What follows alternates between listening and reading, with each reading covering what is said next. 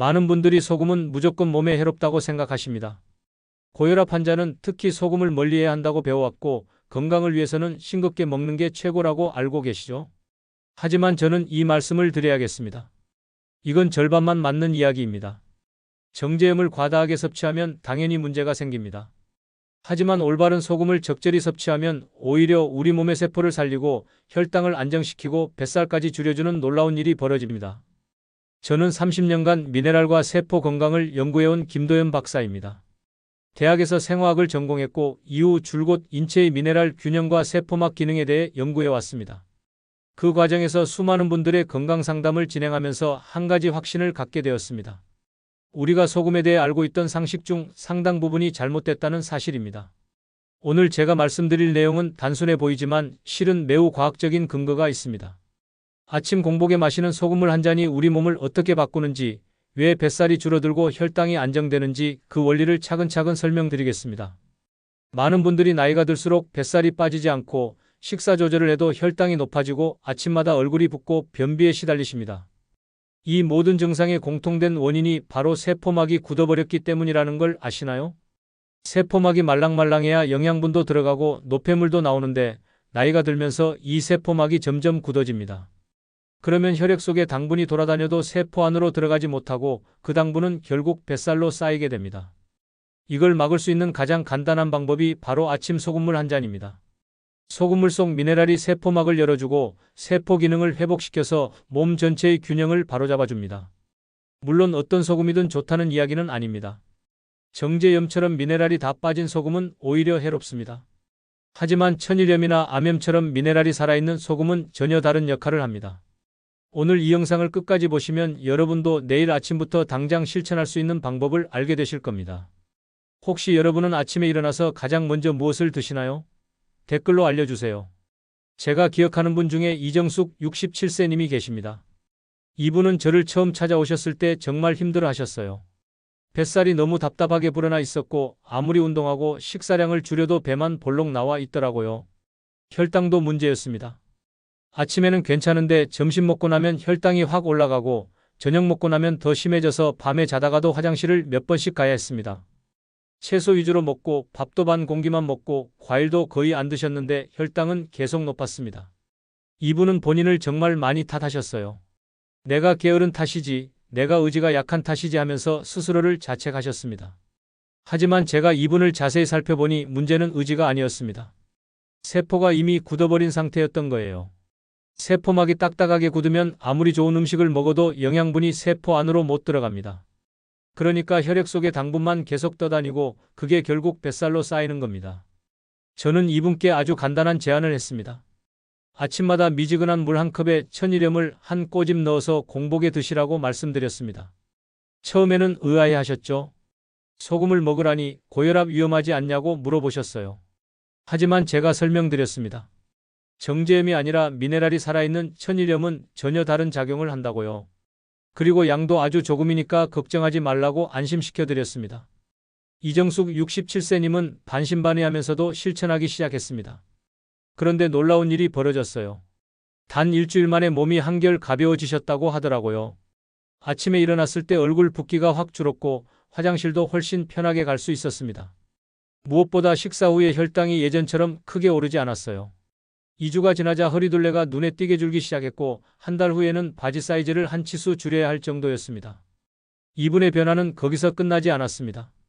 3개월이 지나자 혈당 수치가 정상 범위로 떨어졌고 새벽에 화장실 가는 횟수도 거의 없어졌습니다. 무엇보다 본인이 가장 기뻐한 건 얼굴 표정이 밝아진 거였어요.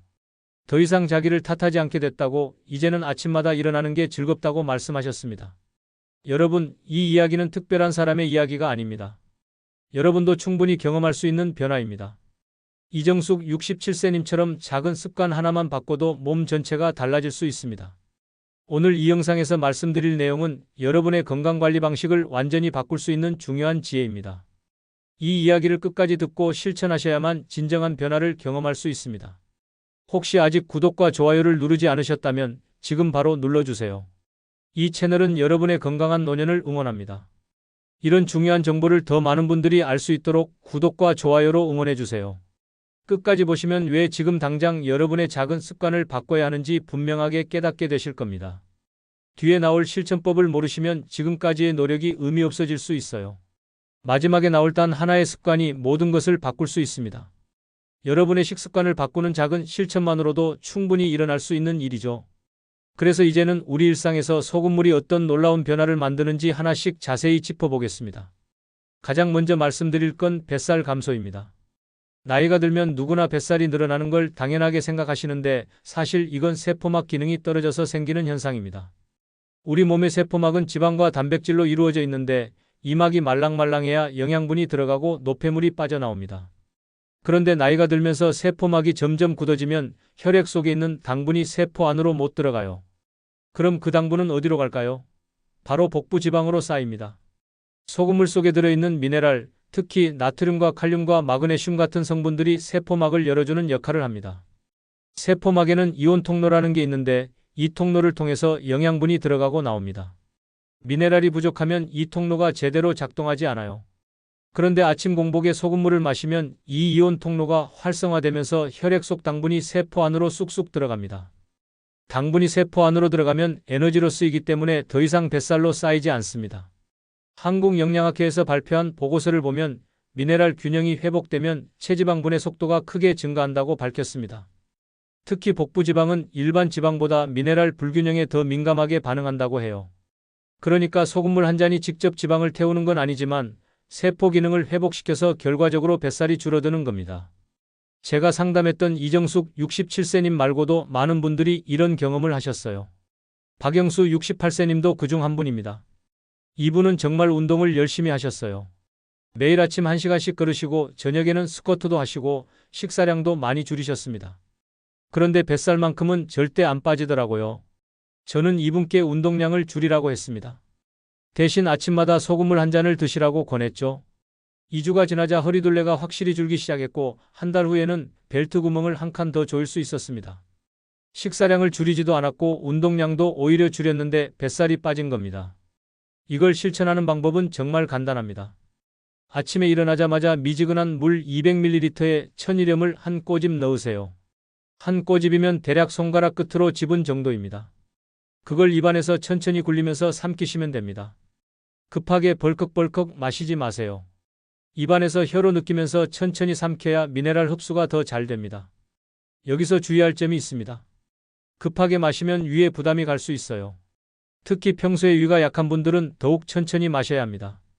그리고 소금물을 마신 직후에 바로 식사를 하지 마세요. 최소 20분에서 30분 정도는 공복을 유지해야 세포막이 제대로 반응합니다. 이 시간 동안 세포들이 깨어나면서 준비 운동을 하는 거라고 생각하시면 됩니다. 혹시 여러분은 뱃살 줄이려고 어떤 방법을 시도해 보셨나요? 식사량 줄이기, 운동, 금식, 다이어트 약 등 여러 가지 방법이 있을 텐데요. 한번 댓글로 알려주세요. 두 번째로 말씀드릴 건 혈당 안정입니다. 당뇨가 없는 분들도 나이가 들면 식후 혈당이 높아지는 경우가 많습니다. 아침 공복 혈당은 괜찮은데 식사 후에 혈당이 확 올라가는 거죠. 이것도 역시 세포막 기능 저하 때문입니다. 세포막이 굳어 있으면 인슐린이 아무리 문을 두드려도 당분이 세포 안으로 못 들어갑니다. 그럼 혈액 속에 당분이 계속 떠다니면서 혈당이 높은 상태가 유지되는 겁니다. 소금물을 마시면 세포막의 유동성이 회복됩니다. 유동성이라는 건 쉽게 말해서 세포막이 얼마나 말랑말랑한지를 나타내는 거예요. 세포막이 말랑해지면 인슐린이 작용할 때 당분이 세포 안으로 쉽게 들어갑니다. 그러면 혈액 속 당분 농도가 낮아지면서 혈당이 안정되는 거죠. 일본 도쿄대학교 연구팀이 발표한 논문을 보면 세포 내 나트륨 통로 활성화가 인슐린 저항성을 줄여준다고 밝혔습니다. 인슐린 저항성이 줄어든다는 건 인슐린이 더 효과적으로 작용한다는 뜻이에요. 그러니까 같은 양의 인슐린으로도 혈당을 더 잘 조절할 수 있게 되는 겁니다. 연구팀은 특히 아침 공복 상태에서 미네랄을 섭취하면 하루 종일 혈당 조절이 더 잘 된다고 강조했습니다. 제가 상담했던 박영호 72세님은 당뇨 전 단계였어요. 공복 혈당은 110 정도로 약간 높은 편이고 식후 혈당은 160까지 올라갔습니다. 밤에 자다가도 새벽마다 깨서 화장실을 가야 했고 아침에 일어나면 입이 바싹바싹 마르는 증상도 있었어요. 저는 이분께 아침마다 소금물 한 잔을 드시라고 권했습니다. 2주 후에 다시 만났을 때 이분이 하시는 말씀이 새벽에 깨는 횟수가 확 줄었다고 하시더라고요. 한 달 후에는 식후 혈당이 140 정도로 떨어졌고 3개월 후에는 공복 혈당도 100 이하로 안정됐습니다. 실천 방법은 뱃살 감소와 동일합니다. 아침 공복에 미지근한 물 한 컵에 천일염 한 꼬집을 넣어서 마시면 됩니다. 다만 혈당 관리를 위해서는 한 가지 더 지켜야 할 게 있습니다. 소금물을 마신 후 최소 20분은 공복을 유지하세요. 이 시간이 세포막이 준비되는 시간이거든요. 만약 소금을 마시고 바로 식사를 하면 효과가 반감됩니다. 주의할 점도 있습니다. 현재 당뇨약을 복용하고 계신 분들은 반드시 약과 소금물 섭취 시간을 30분 이상 벌려야 합니다. 약을 먹고 30분 후에 소금물을 마시거나 소금물을 먹고 30분 후에 약을 드세요. 이건 약의 흡수율과 관련이 있어서 꼭 지켜야 합니다. 그리고 혈당이 많이 낮은 분들, 예를 들어 공복 혈당이 70 이하인 분들은 소금물보다는 다른 방법을 먼저 시도하는 게 좋습니다. 혹시 여러분도 새벽에 자주 깨서 화장실 가는 경험 있으신가요? 이게 단순히 나이 들어서 그런 게 아니라 혈당 조절이 안 돼서 그럴 수도 있습니다. 세 번째는 붓기 개선입니다. 아침에 일어났을 때 얼굴이 퉁퉁 붓거나 저녁이 되면 발목이 붓는 경험 다들 있으시죠? 이것도 세포 안팎의 수분 균형이 깨져서 생기는 현상입니다. 우리 몸은 세포 안에도 수분이 있고 세포 밖에도 수분이 있는데 이 두 공간의 수분 양이 균형을 이뤄야 합니다. 그런데 미네랄 균형이 깨지면 수분이 세포 밖에만 몰리면서 붓기가 생깁니다. 소금물을 마시면 나트륨과 칼륨의 균형이 회복되면서 수분이 제자리를 찾아갑니다. 세포 밖에 몰려있던 수분이 세포 안으로 들어가거나 신장을 통해 배출되면서 붓기가 가라앉는 거죠. 특히 얼굴 붓기는 빠르면 3일에서 일주일 안에 눈에 띄게 좋아집니다. 대한노화학회에서 발표한 보고서를 보면 나트륨과 칼륨의 균형이 수분 대사 조절에 결정적인 역할을 한다고 밝혔습니다. 특히 시니어 연령대에서는 신장 기능이 떨어지면서 이 균형이 쉽게 깨진다고 해요. 그래서 외부에서 적절한 미네랄을 보충해주면 신장이 수분을 조절하는 능력이 회복된다는 겁니다. 김순자 64세님은 매일 아침마다 얼굴 붓기 때문에 정말 괴로워하셨어요. 거울을 볼 때마다 눈이 작아 보이고 얼굴이 넓어 보여서 외출하기가 싫다고 하셨죠. 손도 자주 부었고 반지를 빼려면 비누칠을 해야 할 정도였습니다. 저는 이분께 소금물 습관을 권했고 일주일 후에 다시 만났을 때 이분의 얼굴이 확 달라져 있었어요. 눈두덩이가 가라앉고 피부가 한결 맑아 보였습니다. 본인도 너무 신기해하시면서 이제는 아침에 거울 보는 게 즐겁다고 말씀하셨어요. 실천 방법은 동일합니다. 아침 공복에 미지근한 물에 천일염 한 꼬집을 넣어 마시면 됩니다. 다만 붓기 개선을 위해서는 물의 온도가 중요합니다. 너무 차가운 물은 신장에 부담을 주고 너무 뜨거운 물은 미네랄 흡수를 방해합니다. 손으로 만졌을 때 미지근하다 싶을 정도 대략 30도에서 40도 사이가 적당합니다. 또 하나 팁을 드리자면 소금물을 마신 후에 하루 종일 수분 섭취를 늘려보세요. 하루에 1.5리터에서 2리터 정도 물을 마시면 신장이 노폐물을 더 잘 배출하면서 붓기가 더 빨리 가라앉습니다. 단, 신장 질환이 있거나 심장 질환이 있는 분들은 수분 섭취량을 함부로 늘리면 안 됩니다. 그런 분들은 반드시 전문가와 상의하셔야 합니다. 주의할 점도 있습니다.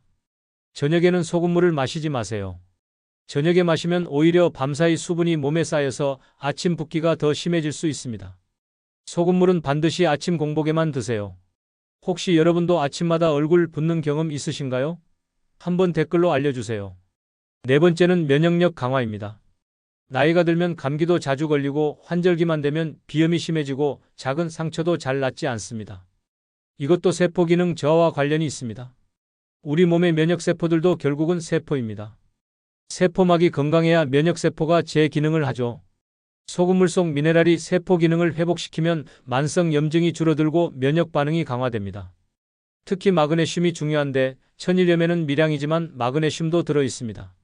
마그네슘은 면역세포가 활성화되는 데 꼭 필요한 성분이에요. 미국 하버드 대학교 연구팀이 발표한 논문을 보면 마그네슘 섭취가 면역세포 활성에 결정적인 역할을 한다고 밝혔습니다. 특히 T세포라는 면역세포가 작동하려면 마그네슘이 반드시 필요하다고 해요. 마그네슘이 부족하면 T세포가 제대로 작동하지 않아서 바이러스나 세균에 대한 저항력이 떨어진다는 겁니다. 최동현 76세님은 환절기마다 비염으로 고생하셨어요. 콧물이 계속 나고 재채기가 멈추지 않아서 외출도 힘들었습니다. 약국에서 비염약을 사서 드셔도 일시적으로만 좋아질 뿐이었죠. 저는 이분께 아침 소금물 습관과 함께 가벼운 걷기 운동을 병행하라고 권했습니다. 2달 후에 만났을 때 이분이 하시는 말씀이 올해는 환절기인데도 비염이 거의 없다고 하시더라고요. 콧물도 많이 줄었고 재채기도 거의 안 난다고 하셨습니다. 실천 방법은 동일합니다만 면역력 강화를 위해서는 소금물과 함께 가벼운 운동을 병행하면 더 좋습니다. 아침에 소금물 마시고 30분 후에 20분 정도 가볍게 걷는 거예요. 이렇게 하면 혈액순환이 좋아지면서 면역세포가 몸 전체를 더 잘 돌아다닐 수 있습니다. 주의할 점은 처음 시작할 때 너무 많은 양을 한 번에 마시지 말라는 겁니다. 특히 평소에 소금을 거의 안 드시던 분들은 몸이 적응할 시간이 필요합니다. 처음 며칠은 손가락 끝으로 아주 조금만 집어서 시작하세요. 일주일 정도 지나면 몸이 적응하면서 한 꼬집 정도는 무리 없이 받아들일 수 있습니다. 혹시 여러분은 환절기마다 감기 자주 걸리시나요? 또는 작은 상처가 잘 낫지 않는 경험 있으신가요? 5번째는 변비 해소입니다. 시니어 연령대에서 변비로 고생하시는 분들이 정말 많습니다. 며칠씩 화장실을 못 가거나 가더라도 너무 힘들게 나오거나 잔변감이 남는 경우가 많죠.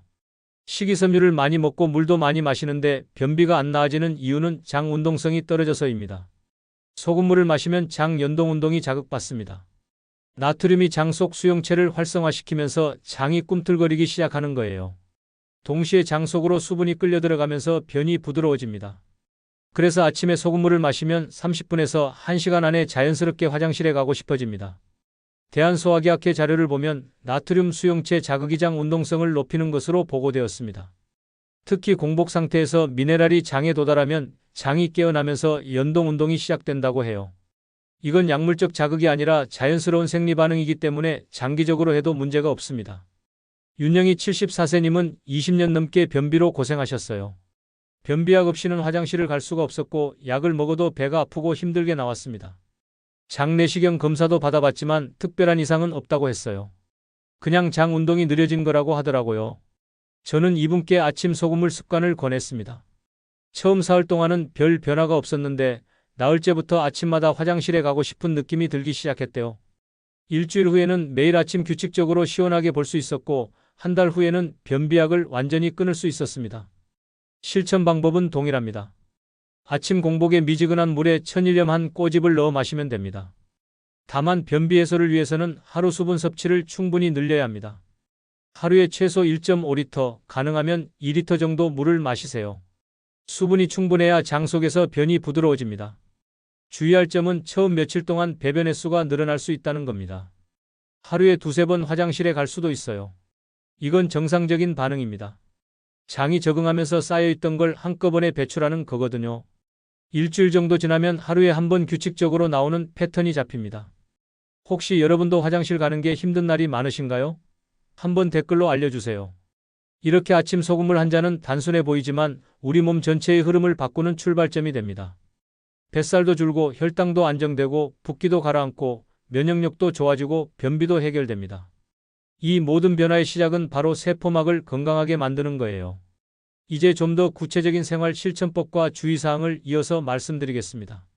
먼저 소금 선택법부터 말씀드리겠습니다. 모든 소금이 다 같은 건 아닙니다. 정제염은 절대 사용하지 마세요. 정제염은 미네랄이 다 빠지고 순수한 염화나트륨만 남은 거라서 오히려 몸에 해롭습니다. 우리가 필요한 건 미네랄이 살아있는 소금입니다. 천일염이 가장 좋습니다.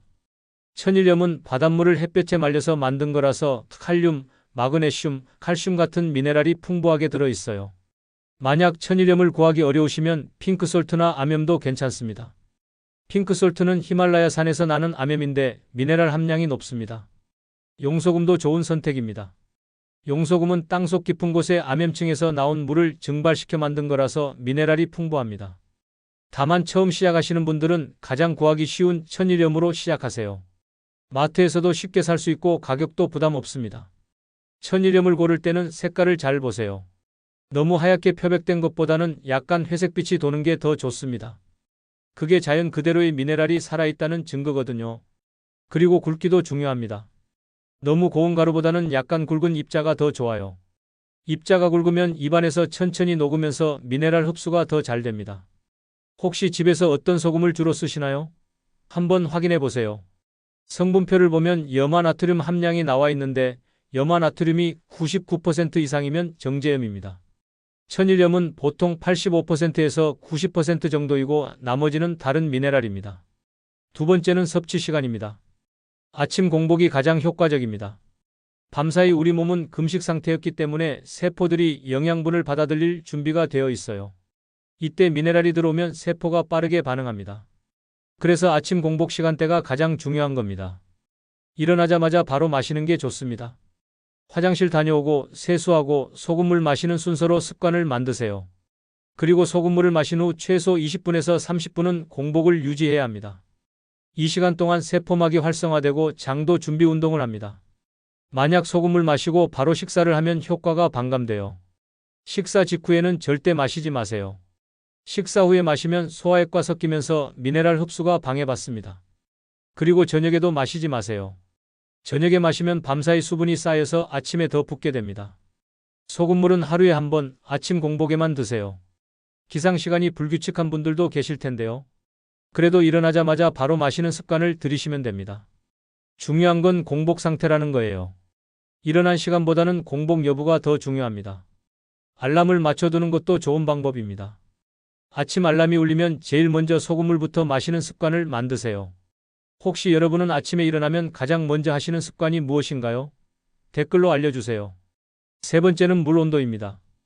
미지근한 물이 세포 흡수에 가장 적합합니다. 차가운 물은 위에 부담을 줍니다.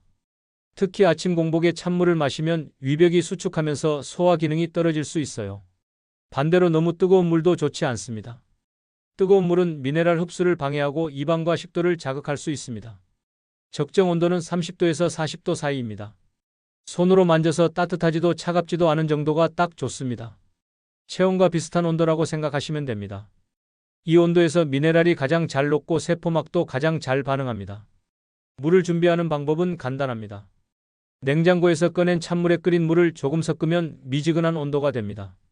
또는 상온에 둔 물을 사용해도 좋습니다. 겨울철에는 약간 따뜻하게, 여름철에는 시원한 정도로 맞추시면 됩니다.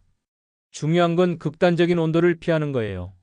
온도계가 있으면 정확하게 맞출 수 있지만 없어도 괜찮습니다. 손으로 컵을 만져보면 알 수 있어요. 뜨겁지도 차갑지도 않고 그냥 편안하게 느껴지는 온도면 됩니다. 혹시 평소에 물은 어떤 온도로 드시나요? 찬물을 좋아하시는지 따뜻한 물을 좋아하시는지 궁금하네요. 네 번째는 꾸준함입니다. 세포 변화에는 시간이 필요합니다. 최소 3개월 이상은 꾸준히 해야 눈에 띄는 변화를 느낄 수 있어요. 물론 일주일 만에 변비가 좋아지거나 붓기가 빠지는 분들도 있습니다. 하지만 근본적인 세포 기능 회복은 최소 3개월이 걸립니다. 하루 이틀 하고 그만두지 마세요. 처음 며칠은 변화를 못 느낄 수도 있습니다. 그래도 포기하지 말고 계속하세요. 세포는 조용히 변하고 있습니다. 겉으로는 안 보이지만 세포막이 조금씩 말랑해지고 있고 미네랄 균형이 회복되고 있습니다. 습관을 만드는 가장 좋은 방법은 편리하게 만드는 겁니다. 소금 그라인더를 사용하면 편리합니다. 그라인더에 천일염을 넣어두고 아침마다 물컵 위에 갈아 넣으면 됩니다. 양도 일정하게 나오고 손도 더럽히지 않아서 좋아요. 작은 유리병에 소금을 담아서 침대 옆에 두는 것도 방법입니다. 일어나자마자 바로 꺼내 쓸 수 있으니까요. 가족과 함께 하는 것도 좋습니다. 배우자나 자녀와 함께 아침마다 소금물을 마시면 서로 챙겨주면서 습관이 더 잘 유지됩니다. 혼자 하면 깜빡 잊기 쉬운데 함께 하면 서로 상기시켜주잖아요. 달력에 체크하는 것도 좋은 방법입니다. 아침마다 소금물을 마시면 달력에 동그라미를 치세요. 한 달 동안 빠짐없이 체크가 되면 뿌듯한 마음이 들고 다음 달도 계속하고 싶어집니다. 혹시 여러분은 건강 습관을 얼마나 꾸준히 유지해 보셨나요? 운동이든 식습관이든 뭐든 좋으니 댓글로 알려주세요. 다섯 번째는 주의해야 할 대상입니다. 누구나 다 할 수 있는 건 아닙니다. 고혈압이 심한 분들은 조심해야 합니다. 혈압이 160 이상으로 높거나 혈압약을 여러 가지 복용하고 계시다면 반드시 전문가와 상의하세요. 소금물 자체가 혈압을 크게 올리지는 않지만 이미 혈압이 높은 상태에서는 조심하는 게 좋습니다. 신장 질환이 있는 분들도 주의해야 합니다. 신장 기능이 떨어지면 나트륨 배출이 잘 안 돼서 몸에 쌓일 수 있어요. 투석을 받고 계시거나 신장 기능 수치가 안 좋다면 소금물은 피하세요. 심장 질환이 있는 분들도 조심해야 합니다. 심부전이나 부정맥이 있으면 나트륨 섭취를 제한해야 하는 경우가 많거든요. 본인의 상태를 정확히 알고 전문가와 상담 후 결정하세요. 임신 중이거나 수유 중인 분들도 주의가 필요합니다. 임신 중에는 체액 균형이 민감하게 변하기 때문에 함부로 소금 섭취를 늘리면 안 됩니다. 수유 중에도 마찬가지입니다. 반드시 전문가와 상의하세요. 약을 복용하고 계신 분들은 약과 소금물 섭취 시간을 30분 이상 벌리세요. 특히 혈압약, 당뇨약, 갑상선약 같은 경우는 흡수율이 중요하기 때문에 시간 간격을 꼭 지켜야 합니다. 약을 먹고 30분 후에 소금물을 마시거나 소금물을 먹고 30분 후에 약을 드세요. 처음 시작할 때는 소량으로 시작하세요. 평소에 소금을 거의 안 드시던 분이라면 손가락 끝으로 아주 조금만 집어서 시작하세요. 일주일 정도 몸을 적응시킨 후에 한 꼬집으로 늘리면 됩니다. 급하게 양을 늘리면 오히려 몸이 거부 반응을 보일 수 있어요. 혹시 주변에 이런 상황이 해당되는 가족분 있으신가요? 있으시다면 꼭 조심하시라고 전해주세요. 6번째는 물의 종류입니다. 가능하면 정수된 물을 사용하세요. 수돗물을 그대로 쓰는 것보다는 정수기 물이나 생수가 더 좋습니다. 수돗물에는 염소 성분이 남아있을 수 있는데 염소가 미네랄 흡수를 방해할 수 있어요. 정수기가 없으시다면 수돗물을 끓였다가 식혀서 쓰세요. 끓이면 염소가 날아갑니다. 생수를 사용하신다면 미네랄 워터보다는 일반 생수가 낫습니다. 미네랄 워터는 이미 미네랄이 들어있기 때문에 여기에 소금을 추가하면 미네랄 균형이 깨질 수 있어요. 깨끗한 일반 생수에 천일염을 넣는 게 가장 좋습니다. 증류수는 피하세요. 증류수는 미네랄이 전혀 없는 물이라서 몸에서 오히려 미네랄을 빼앗아 갈 수 있습니다. 물도 적절한 미네랄이 있어야 우리 몸에 좋습니다. 7번째는 양 조절입니다. 한 꼬집이 기본이지만 체구에 따라 조절할 수 있습니다. 체구가 작고 체중이 적게 나가는 분이라면 반 꼬집 정도로 시작하세요. 반대로 체구가 크고 체중이 많이 나가는 분이라면 한 꼬집 반 정도도 괜찮습니다.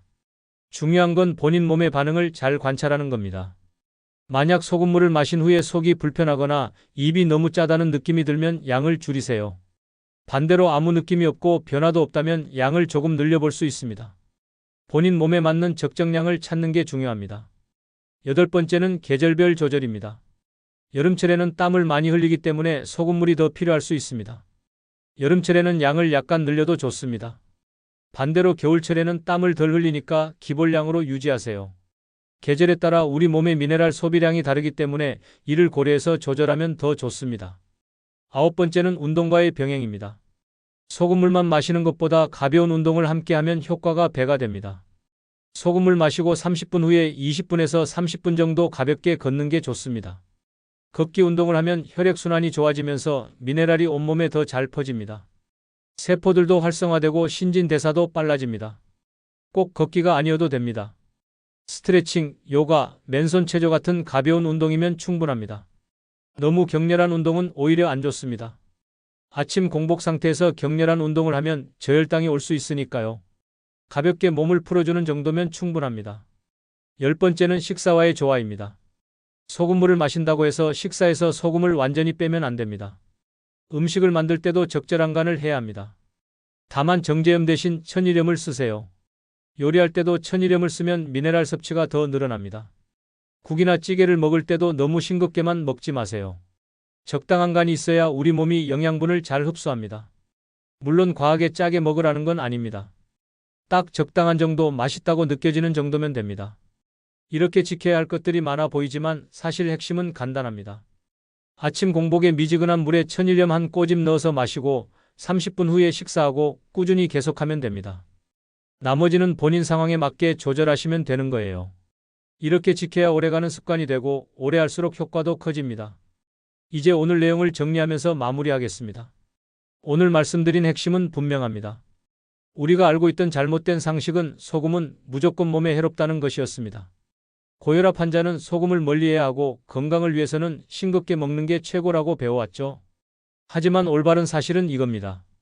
정제염이 아닌 미네랄이 살아있는 소금을 적절히 섭취하면 세포가 살아나고 뱃살이 줄고 혈당이 안정되고 붓기가 가라앉고 면역력이 좋아지고 변비까지 해결됩니다. 잘못 관리했을 때 어떤 일이 벌어지는지 다시 한번 정리하겠습니다. 소금을 무조건 피하고 싱겁게만 먹으면 세포막이 점점 굳어집니다. 세포막이 굳으면 혈액 속 당분이 세포 안으로 못 들어가서 뱃살로 쌓입니다.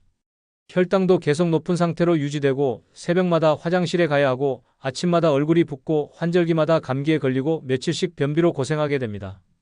운동을 아무리 열심히 해도 식사량을 줄여도 뱃살은 빠지지 않습니다.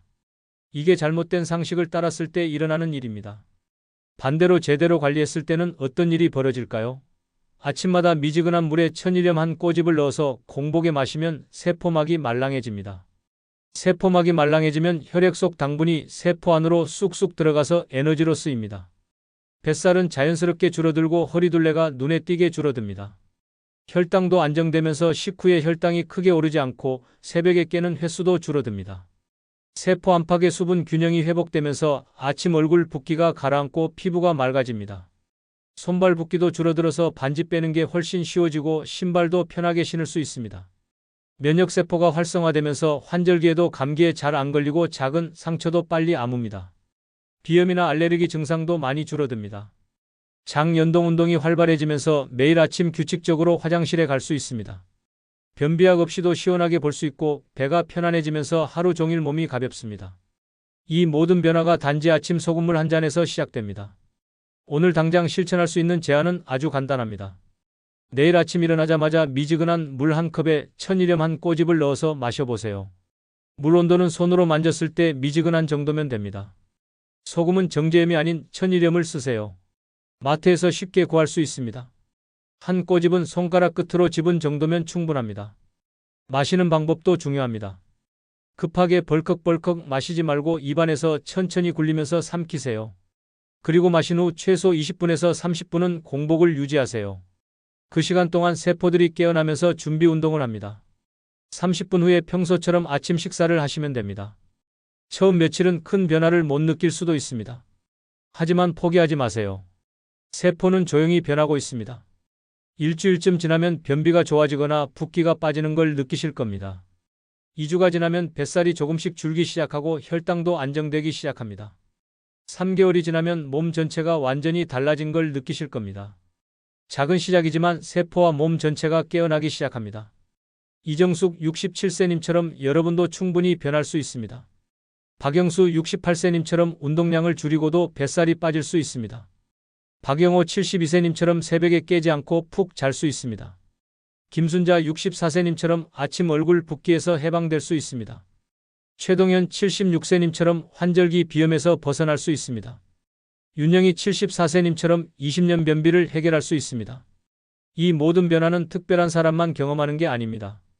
여러분도 충분히 경험할 수 있는 변화입니다. 단지 아침 소금물 한 잔이면 됩니다. 오늘 마트에 가서 천일염 한 봉지 사세요. 내일 아침부터 바로 시작할 수 있습니다. 미루지 마세요. 오늘 결심하고 내일 실천하세요. 다음 영상에서는 소금물 외에도 미네랄 균형을 맞추는 다른 생활 습관들을 말씀드리겠습니다. 세포를 더 건강하게 만드는 음식, 운동법, 수면 습관 같은 것들이요. 소금물과 함께 실천하면 효과가 몇 배로 커집니다. 꼭 다음 영상도 시청해주세요. 혹시 여러분은 오늘부터 이 습관을 시작해 보실 생각이 있으신가요? 아니면 이미 비슷한 습관을 실천하고 계신가요? 궁금한 점이나 본인의 경험이 있으시면 댓글로 꼭 알려주세요. 여러분의 댓글 하나하나가 다른 분들에게 큰 도움이 됩니다. 함께 건강한 노년을 만들어가요. 감사합니다.